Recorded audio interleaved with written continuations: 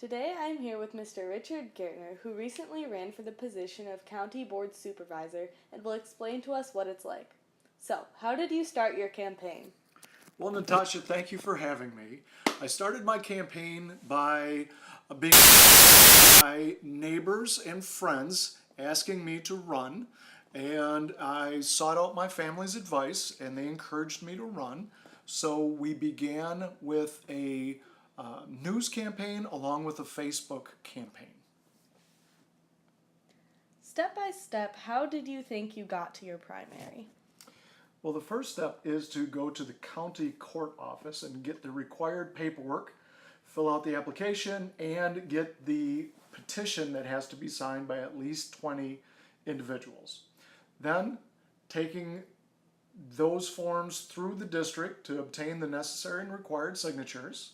Once I had enough signatures, I went back to the courthouse. They validated that those signatures were residents of the district and could vote for this position, after which time I was placed on the ballot. Okay. And my last question is, what do you think you can learn from your opponent's success for you to run in a next election?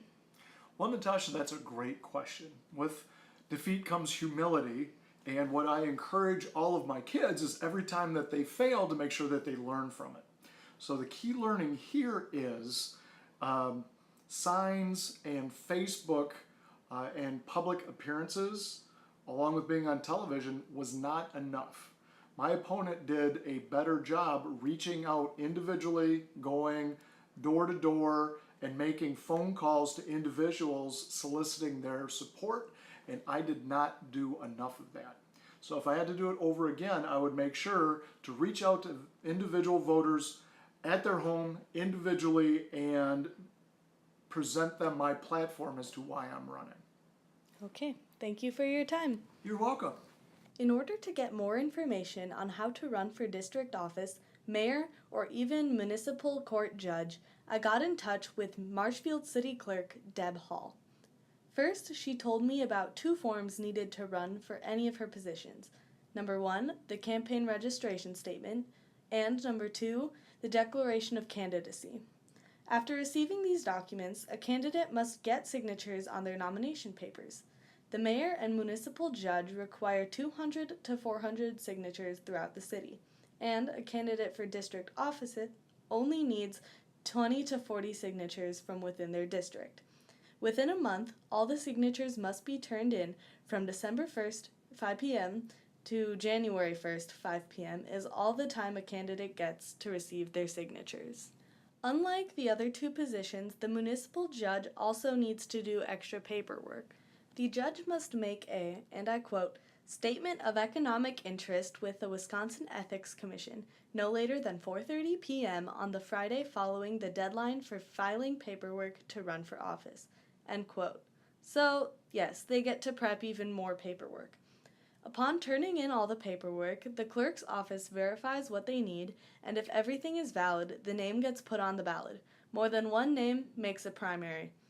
An interesting tidbit of local primaries is that there is no rhyme or reason to the order of the names on the ballot. Ms. Hall told me that the names of the candidates are placed into a hat. The hat is supervised, and the pulling out of names is documented to create the order of the names that are listed on the ballot. After the ballot is created, a primary is held on the 3rd Tuesday in February. After this, the candidate who won is sworn into oath on the 3rd Tuesday in April at a special council meeting to start their term. Another splendid woman I connected with was Jenny Heeg, the executive assistant to the superintendent and board secretary. Similar to running for a bigger office, paperwork must first be filled out to run for the school board. The campaign registration statement and declaration of candidacy forms must be turned in to the school district clerk on the 1st Tuesday in January to be valid. An election for the school board only occurs in February should the number of candidates exceed the number of positions. This primary is to choose a limit of 4 candidates that can actually be on the real ballot. Ms. Heeg told me that the candidates often run their campaign from when their papers are approved to when the election closes. Throughout the campaign, the candidates must also make sure to track all money received and spent for their campaign.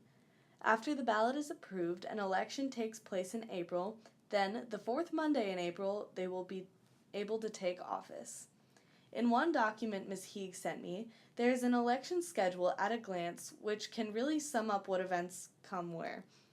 The first one is overview of ballot access documents. The second is when information comes to the candidates in November. Then in December, candidates get all of their paperwork. Also in December, an incumbent must give notice whether or not they will be running once more, and many deadlines then come up for paperwork. After that, the election can commence. Another document I received from Ms. Heeg was a campaign finance PDF. This document shows candidates the information to keep track of their finances along with why they should. This information is usually given just to the candidates who are participating in the current election, so I will not be revealing any of the information aside from how this document pushes campaigns further, smarter.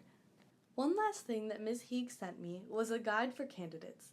This explains all sorts of stuff about the school board so they can know what to do post-election. The main takeaways of this video should be in order. 1. That you always must get paperwork if someone would want to run. 2.